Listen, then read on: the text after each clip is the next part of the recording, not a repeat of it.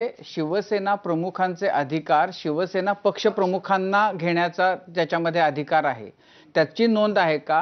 कारण काल याच विषयावरून मातोश्रीवर जी बैठक झाली त्याच्यामध्ये खडाजंगी झाल्याच्या आणि काही नेत्यांना जाब विचारल्या गेल्याच्या बातम्या प्रसिद्ध झाल्या। सगळ्या बातम्या चुकीच्या आहेत। 2013 ला बाळासाहेब ज्या वेळेला गेले आमच्यातला त्यावेळेला शिवसेना प्रमुख हे पद सीज केलं गेलं आणि पक्षप्रमुख पद हे निर्माण केलं गेलं आणि जे अधिकार बाळासाहेबांना होते हे सगळे अधिकार शिवसेनेच्या पक्षप्रमुखाला दिले। पण ते याच्यामध्ये आहे का ना सगळे? म्हणूनच तुम्हाला दाखवता येईल ते? हे म्हणूनच म्हटलं ह्या सगळ्या गोष्टी नाही याच्यामध्ये दाखवते मी दाखवतो, पण त्याच्या अगोदर माझे 2-3 प्रश्न आहेत।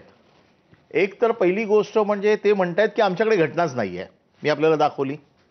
आता प्रश्न असा आहे, समजा शिवसेनेची घटनाच नव्हती, 2014 ला आमची भारतीय जनता पक्षाबरोबर युती होती, आम्ही एकत्र लढलो, आमच्या पाठिंब्यावरती देवेंद्र फडणवीस मुख्यमंत्री झाले आणि आम्ही त्याला पाठिंबा दिला, तो निवडणूक आयोगाने मान्य केला।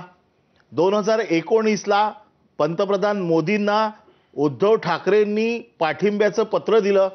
जर उद्धव ठाकरेंना अधिकार नव्हता, आमची घटना नव्हती, तरी उद्धव ठाकरेंच्या पत्राचा पाठिंबा मोदींनी घेतला, राष्ट्रपतींनी तो मान्य केला।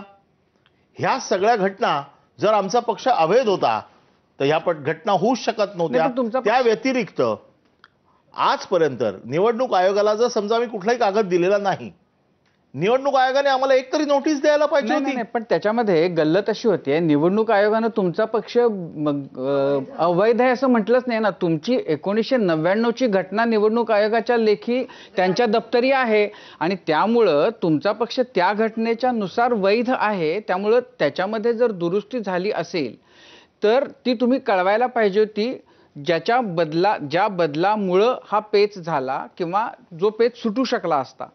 तर त्यामुळं तुम्ही अवैध आहे असं निवडणूक आयोगाला म्हणायचं काही कारणच नाही, कारण तुमची 99 ची घटना आहेच ना त्यांच्या लेखी। त्यांचं म्हणणं आमच्याकडे कुठला रेकॉर्डच नाहीये आणि म्हणून आम्ही निर्णय घेऊ शकत नाही। याच्यात निर्णयामध्ये 2 विषय नाही, त्यांनी काल असं सांगितलं 99 इलेक्शन कमिशन कडे 99 ची घटना आहे आणि त्यानुसार तीच शेवटची असल्यामुळे त्यानुसार निर्णय घेतोय असं। बरोबर आहे ना, मग 99 ची घटना आहे, त्यांचं म्हणणं असं की त्याच्या पुढची कुठली घटनाच आमच्याकडे नाहीये, ज्या घटना मी तुमच्याकडे आता सादर केल्या नाही। आता याच्यामध्ये मुद्दा आहे 2 मुद्द्यांवरती त्यांचं म्हणणं असं आहे, 99 ची घटना आमच्याकडे आहे, त्या घटनेप्रमाणे आम्ही निर्णय घेतला। 99 ची घटना आहे, त्याच्यानंतर 2013 ची घटना आहे, त्याच्यानंतर 2018 ची घटना आहे, या सगळ्या घटना आहेत। 2013 च्या घटनेचा कुठेही उल्लेख केलेला नाहीये जजमेंटमध्ये, 2018 च्या जजमेंटमध्ये कुठेही उल्लेख केलेला नाहीये।